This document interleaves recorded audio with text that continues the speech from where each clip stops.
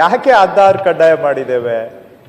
PAN ಅನ್ನ ಯಾಕೆ ಈಗ ಕಡಿಮೆ ಮಾಡಿದ್ದೇವೆ? ನಾನು ಫಸ್ಟು ಆಧಾರು, ಪ್ಯಾನು ಮತ್ತೆ ಪಾಸ್ಪೋರ್ಟು ಮೂರರಲ್ಲಿ ಯಾವುದಾದ್ರೂ ಒಂದು ದೃಢೀಕರಣ ಮಾಡಬೇಕು ಅಂತ ಹೇಳಿದೆ.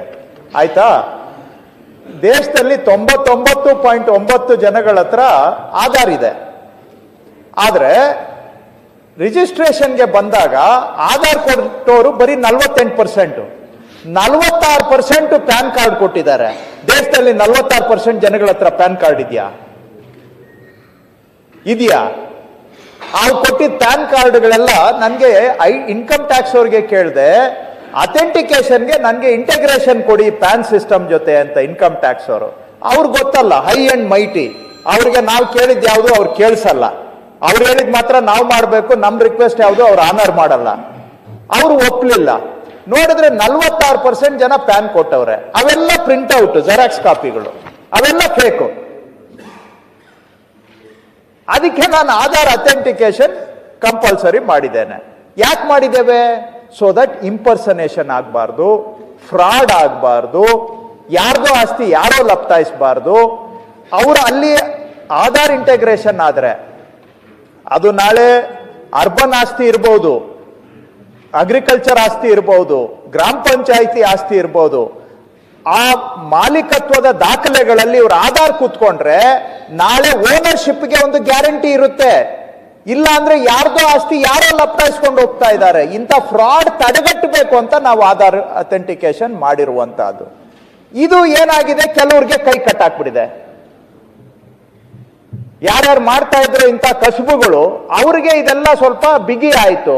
ಅವರು ಇವಾಗ ಅದಕ್ಕೆ ಇದನ್ನ ಪ್ಯಾನ್ಗೆ ಆಪ್ಷನ್ ಕೊಡಿ ಅಂತ ಮತ್ ಕೇಳ್ತಾವ್ರು. ಯಾಕೆ ಅಂದ್ರೆ ಪ್ಯಾನ್ ಆಪ್ಷನ್ ಕೊಟ್ರೆ ನನ್ಗೆ ಇನ್ಕಮ್ ಟ್ಯಾಕ್ಸ್ ಅವರು ಇಂಟಗ್ರೇಷನ್ ಕೊಟ್ಟಿಲ್ಲ, ಸೊ ನಾನು ಅವ್ನ ಪ್ಯಾನ್ ಕಾರ್ಡು ಜೆರಾಕ್ಸ್ ಮಾಡಿ ತಗೊಂಡ್ ಬಂದು ಕೊಡ್ತಾನೆ, ಅದು ಫೇಕು, ಅದನ್ನು ಒಪ್ಕೋಬೇಕು ನಾನು. ಸೊ ಆವಾಗ ಕಣ್ಣು ಮುಚ್ಚಿ ವ್ಯಾಪಾರ ಮಾಡ್ಲಿಕ್ಕೆ ಅವಕಾಶ ಮಾಡಿಕೊಡ್ಬೇಕು. ಸೊ ಅದಕ್ಕೋಸ್ಕರ ನಾವು ಅದಕ್ಕೆ ಅವಕಾಶ ಕೊಟ್ಟಿಲ್ಲ. OTP ತಗೊಳ್ತೀವಿ. ನಾಳೆ ನಮ್ದು ಏನಂದ್ರೆ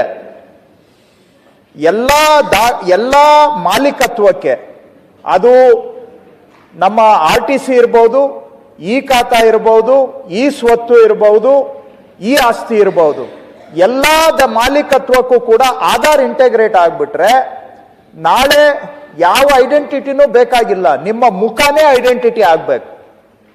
ಆ ಸ್ಟ್ಯಾಂಡರ್ಡ್ಗೆ ಹೋಗ್ಬೇಕು ಅನ್ನೋದು ನಮ್ಮ ಆಸೆ. Biometric standard. ನಿಮ್ದು ಕಾರ್ಡ್ ತೋರ್ಸೋದು ಬೇಕಾಗಿಲ್ಲ, ಯಾಕಂದ್ರೆ ಯಾವ ಕಾರ್ಡ್ನ ಬೇಕಾದ್ರೂ ಇವತ್ತು ಡೂಪ್ಲಿಕೇಟ್ ಮಾಡಬಹುದು. ಸೊ ನಾಳೆ ನಿಮ್ಮ ಮುಖನೇ ನಿಮ್ಮ ID. ಅಷ್ಟು ಮಟ್ಟಿಗೆ ನಾವು ದಾಖಲೆ ಮಾಲೀಕತ್ವಕ್ಕೆ ಗ್ಯಾರಂಟಿ ಕೊಡಬೇಕು ಅನ್ನೋದು, ಆ ಕಡೆಗೆ ಸ್ಮಾಲ್ ಸ್ಟೆಪ್ಸ್ ಇಟ್ಕೊಂಡು ಆ ಡೈರೆಕ್ಷನ್ ಅಲ್ಲಿ ಹೋಗ್ತಾ ಇದ್ದೇವೆ. ಈಗ ಫಸ್ಟ್ ಕ್ವೆಶ್ಚನ್ಗೆ ಬರ್ತೇನೆ. ಬೈಫರ್ಕೇಶನ್ ಖಾತೆ ಕೆಲವ್ರದ್ದು ಆಗ್ತಾ ಇಲ್ಲ, ನಿಜ, ಒಪ್ಕೊಳ್ತೇನೆ. ಆದ್ರೆ ಬೈಫರ್ಕೇಶನ್ ಖಾತಾ ಇಲ್ಲೂ ಹೇಗೆ ನಮ್ಮ ಜನ ಏನಾದ್ರೂ ಬದಲಾವಣೆ ಮಾಡಿದಾಗ ಹೆಂಗೆ ಬದಲಾವಣೆ ಮಾಡಿದವ್ರ ಮೇಲೆ ಎಲ್ಲ ಆರೋಪ ಹೊರಿಸ್ತಾರೆ ಅನ್ನೋದಕ್ಕೆ ಇದೊಂದು ಉದಾಹರಣೆ. Who is registration department to do bifurcation? Under which law can the registration department do bifurcation of property? Bifurcation of property ಯಾರು ಮಾಡಬೇಕು? ಕನ್ಸರ್ನ್ ಲೋಕಲ್ ಅಥಾರಿಟಿ ಅವ್ರು ಮಾಡಬೇಕು.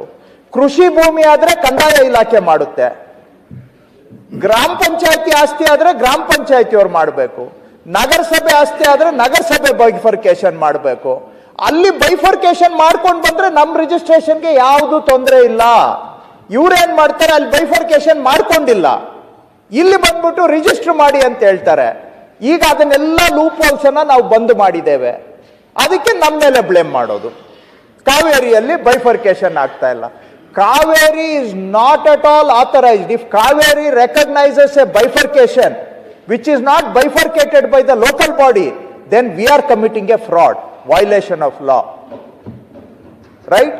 So, ಯಾಕೆ ಇದನ್ನೆಲ್ಲ ಬ್ಲಾಕ್ ಮಾಡಿದ್ದೀರಾ?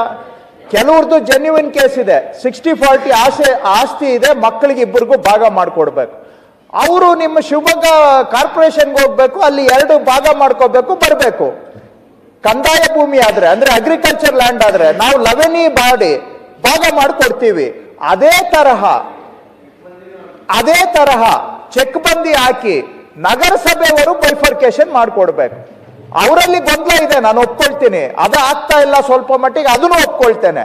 ಕಲೆಕ್ಟಿವ್ ರೆಸ್ಪಾನ್ಸಿಬಿಲಿಟಿ ಬಂದಾಗ ಸರ್ಕಾರದ ಜವಾಬ್ದಾರಿ ಇದೆ, ಅದು ಒಪ್ಕೊಳ್ತೇನೆ.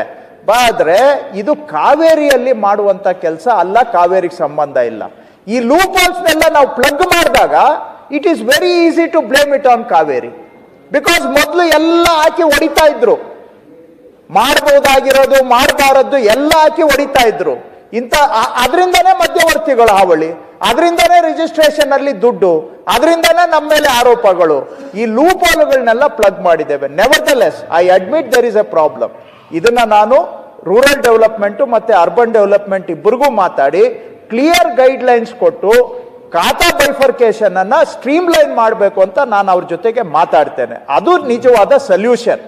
But it is not a Kaveri problem. ತಮ್ಮ ಮಾಹಿತಿಗೆ ಇನ್ನೊಂದು ವಿಷಯ ಹೇಳ್ಬಿಡ್ತೇನೆ, ಸರ್ವರ್ ವಿಷಯ ಹೇಳಿದೀರಾ. It is a work in progress, ನಮ್ಗೆ ಗಮನದಲ್ಲಿದೆ, ಕಾನ್ಸ್ಟೆಂಟ್ಲಿ ಇಂಪ್ರೂವ್ ಮಾಡ್ತಾ ಇದ್ದೇವೆ, ಅದನ್ನ ಇಂಪ್ರೂವ್ ಮಾಡ್ತೇವೆ. ಖಾತಾ ಬೈಫರ್ಕೇಶನ್ ಮಾಡೋವಾಗ ಜೆನ್ಯೂನ್ ಕೇಸ್ ನೀವು ಹೇಳಿದ್ರಿ, ಜೆನ್ಯೂನ್ ಕೇಸ್ ಇದೆ, ಒಪ್ಕೊಳ್ತೇನೆ. ಎಷ್ಟು ಜನ ಖಾತಾ ಬೈಫರ್ಕೇಶನ್ ಯೂಸ್ ಮಾಡಿ ಲೇಔಟ್ಗಳು ಮಾಡಿದ್ದಾರೆ? ಸಾವಿರಾರು ಕೇಸು. ನಿಮ್ಗೆ ಉದಾಹರಣೆ ಕೊಡ್ಬೇಕಾ? ಸಾವಿರಾರು ಕೇಸುಗಳಲ್ಲಿ ಇಲ್ಲೀಗಲ್, ಅನಾಥರೈಸ್ಡ್, ಅವೆಲ್ಲದಕ್ಕೂ ಕೂಡ ಈಗ ಸ್ಟ್ರೀಮ್ ಲೈನ್ ಆಗ್ಬೇಕು. ಏನಾದ್ರೂ ಮಾಡಿ ಕರೆಕ್ಟ್ ಪ್ರೊಸೀಜರ್ ಪ್ರಕಾರ ಬನ್ನಿ ಅನ್ನುವಂಥದ್ದು ಅಷ್ಟೇ. ಇದಕ್ಕೆ ಸೊಲ್ಯೂಷನ್ ಕೊಡಬೇಕು. ನಾನು UD ಮತ್ತೆ ರೂರಲ್ ಡೆವಲಪ್ಮೆಂಟ್ ಇಬ್ಬರಿಗೂ ಮಾತಾಡಿ ಇದಕ್ಕೆ ಪ್ರಾಪರ್ ಸೊಲ್ಯೂಷನ್ ಕೊಡೋದಕ್ಕೆ ಅವರಿಗೆ ಒತ್ತಾಯ ಮಾಡ್ತೇನೆ. PH ಪೂಜಾ.